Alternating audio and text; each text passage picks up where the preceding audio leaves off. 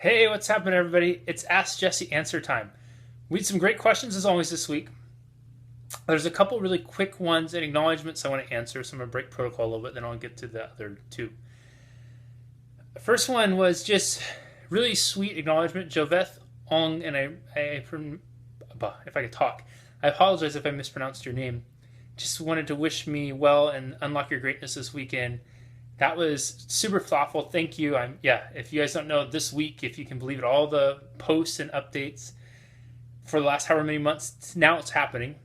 And said just that they wish they could participate from the Philippines, and hopefully maybe one day we'll be able to have Unlock Your Greatness in the Philippines, and or at the very least somewhere in that part of the world. I would love to. My goal this year is to do one in Santa Barbara and then do one somewhere else too. Chrissy Young asked if I'd love to have a Zero Limits t-shirt. How do I get one?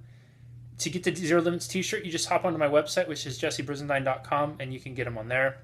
Okay, those are the quick ones, and now let's get to the other two. Number one comes to us from Jen Gordon. Jen asks, if you could revisit a childhood memory at this moment, what would it be and why? I would love to go back to times with my dad. I was so caught up in my story of things, of my dad and my mom's relationship, of my own perception of things, that there was a lot of stuff about my dad I didn't appreciate. And so I would love to go back to some specific moments of there where there would have been some really great opportunities to foster more meaningful relationships and appreciate it in a way. I would have loved to have been able to give myself that gift back then of being able to appreciate certain things like I could now. And I bet you I could probably appreciate them even more deeply than if I knew what I knew now. And I share that because not only is that my moment, it's also something that I encourage all of you, if you have people in your life that you love and care about, do your very best to appreciate the moments while you can. It's such an invaluable concept to practice, and I know it sounds cliche to say that we never know when our moment may be our last, but it's true. We don't. So if you have somebody in your life you love and care about, take time, push pause on the video now, and take time to just let them know. Send them a quick note, call them, text them, email them, and just let them know that you care, that you love them, that you appreciate them. Recognize a specific moment that you shared and just say, hey, you remember that time when we did da da da, and I just thought of that, and I'm grateful that I got to experience that with you, and I love you, and thank you. Something like that, because we really don't know when the moments will be our last. So maximize them while you can. Maximize while you can. If the people you care about in your life were on their deathbed, I doubt very much those pity things that we'd get upset about or that we'd hold as grudges are really going to matter that much. If somebody was lying there in front of you dying, who you care about, I would be willing to bet that you're probably not going to be as insistent on them apologizing for whatever happened in the past that you both got worked up about. You'd probably instead just really want to focus on the love and the good times. So I say that because I definitely let my story of things get in the way of some really quality experiences with my father. I don't have that opportunity to do those, make up for that, change that, because my dad's gone. But for those of you who do still have those people in your life, you do have that opportunity. And I try my best to make the most of that opportunity with the people who I have in my life, who I love and care about. So that would be what I'd want to do. Number two comes to us from Sally Fields Diority.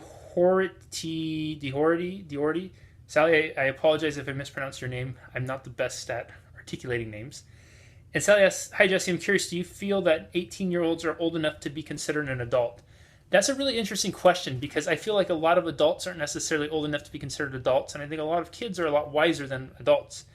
As a matter of fact, I think that more kids are, as a whole, much wiser to the things that are most important in life than adults are. I think the label of adult is a really tricky one, because I think there's a lot of connotations that come with it that aren't necessarily articulated when we make that transition to adulthood. We have the framework of certain laws that, you can vote, you can drive a car, you can drink alcohol, you can whatever it is, right? run for president, run for a political office. And those things are supposed to be these, somebody decided that that's the number that represents everybody's ability to do those things. And, trying my best to keep politics out of it, and just getting to your point, Sally, I would say that, it depends on what you want to call an adult. It depends on what you want to call an adult. There are some extraordinary 18-year-olds. There's some extraordinary 8, 9, 10-year-olds out there that I think have a much greater self-awareness than most adults have, and most adults will ever ascertain to, because they're so much more in touch with what's real.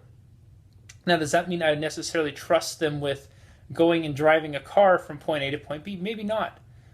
But if I was going to have a really heart-to-heart discussion with somebody about what really matters in life, I might turn to those 8, 9, 10-year-olds before I would turn to some of the adults. So to answer your question in a roundabout way, it really depends. It really depends. And I think the label of adulthood, or what qualifies somebody, labels are dangerous. And unfortunately, oftentimes in our world, we are so quick to throw labels on something, and that label is going to determine what everything means to us. And so what I would say is, decide for yourself, how do you want to feel about a certain person, a certain situation, and then choose a label that's appropriate and that leaves you feeling empowered and happy. Choose a label that you feel is appropriate, empowered, and happy.